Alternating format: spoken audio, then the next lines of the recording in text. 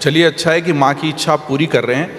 आजकल ये भी देखा जा रहा है कि संतत्व एक पैशन भी हो गया है, प्रोफेशन भी हो गया है, और धर्म और अध्यात्म के प्रसार से ज़्यादा वो अपने आप को पब्लिक में बनाए रखने का, तो इस जो संत आ रहे हैं वो अपनी ब्रांडिंग पर, अपने प्रचार पर ज़्यादा फोकस करते हैं, जबकि उसका मूल जो धर्म और अध्यात्म का प्रसार है वो कहीं पीछे रह जाता है। आपको क्या लगता है? लोग क्या करते हैं हमें इससे मतलब नहीं, हम जो कर रहे हैं हमें केवल उससे मतलब, और हम जो कर रहे हैं हमने केवल समाज की सेवा की। आज देखिए मेरी आयु 34 साल है, 34 साल का 34 ईयर। इस साल इस उम्र के लड़के शराब पी करके क्लबों में घूम रहे हैं, बाप से पैसे मांग मांग के गाड़ी खरीद रहे हैं, अपने शौक़ पूरे कर रहे हैं। 34 साल की उम्र में हमने पढ़ाई भी की, पढ़ करके समाज की सेवा भी की, जितना अच्छे से अच्छा ज्ञान बना दिया, और आज 290 वृद्ध माओं के बेटा बनकर उनके चरण दबाकर उनकी सेवा करने का सौभाग्य मिला। अखंड रसोई के द्वारा सेवा का मौका मिला। 150 बच्चे गौरी गोपाल गुरुकुल में पढ़ते हैं।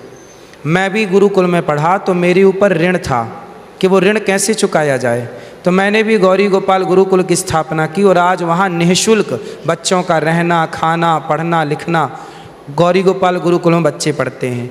400 गौ माता की सेवा होती है, 125 नंदी हैं हमारे पास, नंदी 125 हैं। आप आइए सब चीज़ों को देखिए।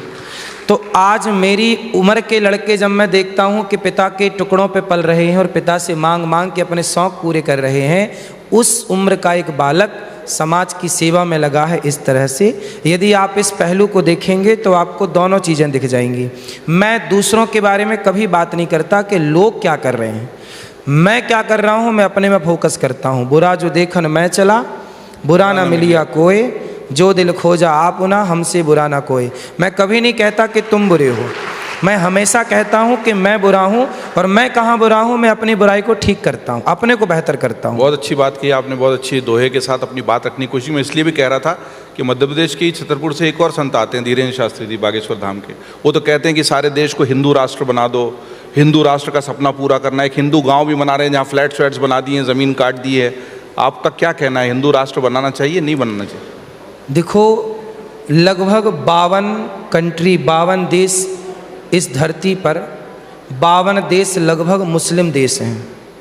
यदि 52 देश मुस्लिम हो सकते हैं और उससे हमें कोई ऐतराज़ नहीं है, तो भारत हिंदू राष्ट्र हो जाए, इससे किसी को ऐतराज़ नहीं होना चाहिए।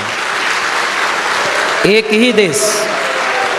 तो फिर जो 20-22 करोड़ जो मुसलमान यहाँ रहते हैं उनका क्या करेंगे? जो मुसलमान यहाँ रहते हैं वो तो अब इस देश का हिस्सा हो चुके, 20% से ज़्यादा। हिंदू राष्ट्र हो जाने का मतलब ये बिल्कुल नहीं है कि मुसलमान नहीं रहेंगे। मुसलमान थे, हैं और रहें, हमें कोई ऐतराज़ नहीं है।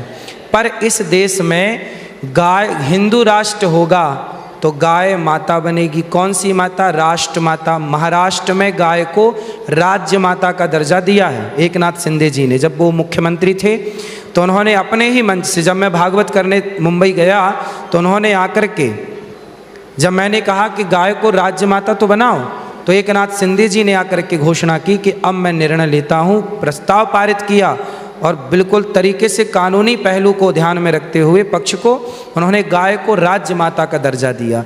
यदि गाय को राज्य माता का दर्जा शिंदे जी दे सकते हैं तो राष्ट्र माता का दर्जा हमारे यहाँ क्यों नहीं मिल सकता? ये सब उसी क्रम में है। तो उसके लिए हिंदू राष्ट्र बनाना क्यों जरूरी है? राष्ट्र माता का दर्जा तो वैसे भी मिल सकता, राज्य माता का तो मिल गया। दीजिए गाय को राष्ट्र माता। क्या अच्छा हिंदू राष्ट्र में क्या क्या होगा, जरा उसका कोई ब्लूप्रिंट है? देखो, जब हिंदू राष्ट्र होगा तो हिंदू राष्ट्र का मतलब है कि इस देश में हिंदुओं का पक्ष मजबूत होगा। पक्ष मजबूत कैसा? हमारे सामने ही गाय काट दी जाती है, हमारी आस्थाओं के साथ खिलवाड़ होता है, हम अपनी बात कह नहीं पाते। चिल्ला तो स्वामी कृपात्री जी चिल्लाए, उन पर गोलियां चलवाई गई। आप तो पत्रकार हैं, शायद आपके अखबार में उस समय छपा हो, यदि रहा होगा अखबार तो, कि स्वामी श्री अखबार तो 77 सालों से है, 77 सालों से है। अभी हम 77वां स्थापना दिवस कल 18 अप्रैल को मना रहे हैं। तो फिर अखबार तो 48 में शुरू हुआ। आपके उस अखबार में देखिए, जब स्वामी श्री कृपात्री जी पर गोलियां चली तो आपके अखबार में क्या छपा था उस समय, देखिएगा। स्वामी श्री कृपात्री जी, जब इंदिरा गांधी उस समय प्रधानमंत्री थी, तो इंदिरा गांधी जी प्रधानमंत्री का चुनाव था उसके पहले वो प्रचार के लिए स्वामी कृपात्री जी के पास गईं और स्वामी श्री कृपात्री जी से कहा कि आप हमारा समर्थन कीजिए, हम आपके साथ हैं। तो स्वामी जी बोले कि क्या आप गौ हत्या बंद करोगी? उन्होंने कहा कि मैं प्रधानमंत्री बनती पहला साइन करूंगी कि मैं गौ हत्या बंद करूंगी। जब वो प्रधानमंत्री बन गई, स्वामी जी ने उनका सपोर्ट किया। जब वो बन गई, महीना हो गया, 4 महीना हो गए, तब उन्होंने वृंदावन से गौ माता के साथ यात्रा निकाली दिल्ली के लिए। और जब वो दिल्ली की यात्रा पहुंची दिल्ली में, और उन्होंने कहा कि आपने बोला था कि गाय को राष्ट्र माता का दर्जा देंगे, गौ हत्या बंद कराएंगे, तब उन्होंने गोली चलवा दी स्वामी श्री कृपात्री जी पर। और जेल में, आज़ाद भारत में पहला संत जेल में कोई गया तो स्वामी श्री कृपात्री जी गए। इंदिरा गांधी जी ने उनको अंदर किया। आप इंदिरा गांधी के ज़माने की बात तब कर रहे हैं जब अभी सुबह हमने योगी आदित्यनाथ जी को भी सुना और डबल इंजन की सरकार की वो बात करते हैं, और केंद्र में भी नरेंद्र मोदी जी वाली भाजपा की सरकार है और यहाँ उत्तर प्रदेश में भी योगी जी की सरकार है। और ऐसे में गायों के संरक्षण को लेकर किसी अनिरुद्धाचार्य महाराज जी को इस तरीके से गुहार लगानी पड़े तो फिर बदला क्या है? बदलाव तो बहुत ज़्यादा नहीं हुआ, ठीक कह रहे हैं आप। देखो, हम तो कहते हैं कि मोदी जी 1000 और 500 का नोट बंद कर सकते हैं तो गौ हत्या भी बंद कर सकते हैं। मोदी जी आ जाएं आज रात के 8 बजे, कह दें कि भाई अब देश में गौ हत्या नहीं होगी। मोदी जी चाहें तो आज गौ हत्या बंद हो जाए, चाहें तो सब हो, नहीं चाहें तो कुछ ना हो।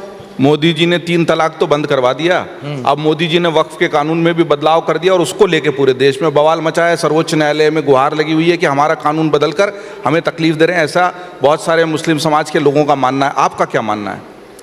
भाई, जितना मैंने इस पर रिसर्च किया और जितना मैंने अखबारों पे देखा और न्यूज़ों पे देखा, उससे मुझे ये जानकारी मिली कि जो वक्फ बोर्ड है वो केवल ये करने का है कि उस मुसलमान, जो गरीब मुसलमान हैं, उस गरीब मुसलमान को भी उसका अधिकार मिले, क्योंकि वहाँ पर कोई विकल्प नहीं था।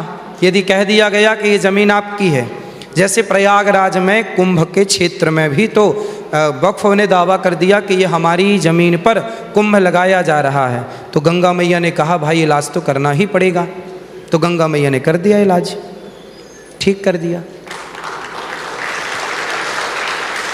आप मुस्लिम समाज को लेके बहुत तल्ख टिप्पणियों के लिए, बहुत तीखे प्रहारों के लिए भी जाने जाते हैं, तो ये मन में इस तरह की खटास क्यों है? ना, हम किसी से नफरत नहीं करते। हम ही वो हैं जो कहते हैं हिंदू मुस्लिम सिख ईसाई हम सब हैं भाई भाई, ईश्वर अल्लाह तेरो नाम सबको सम्मति दे भगवान। हम ही हैं जहाँ मंदिरों से आवाज़ आती है कि ईश्वर अल्लाह तेरो नाम, मस्जिद से तो आज तक आवाज़ नहीं आई कि ईश्वर अल्लाह तेरो नाम सबको सम्मति दे भगवान। तो खटास हमारे मन में नहीं है, खटास उन लोगों के मन में है। इसलिए हमने तो अपने काम बेहतर किए। हमारे मंदिरों से तो गीत चले खूब, हम बचपन में थे यही सुनते आए हैं कि ईश्वर अल्लाह तेरो नाम। तो सो तो सर्वधर्म संभाव और वसुधैव सर्वधर्म संभाव, ये बात ही रॉन्ग है, गलत है। अच्छा। सर्वधर्म, पहले आप पत्रकार हैं, ये बताइए सर्वधर्म क्या होता है? जितने भी सारे धर्म है उनको लेकर हमारा भाव समान रहे, देखने की दृष्टि समान। प्रश्न ही गलत है आपका। अच्छा, प्रश्न गलत इसलिए है कि सर्वधर्म होता ही नहीं है। धर्म एक ही है, सनातन। मुस्लिम धर्म नहीं है, मुस्लिम मजहब है। अच्छा, सिख धर्म नहीं है, सिख पंथ है। तो पंथ को, मजहब को धर्म क्यों कह रहे हैं? मजहब धर्म केवल तो केवल उर्दू है, सनातन है, एक है। तो सर्वधर्म कैसे आ गया? प्रश्न ही गलत है।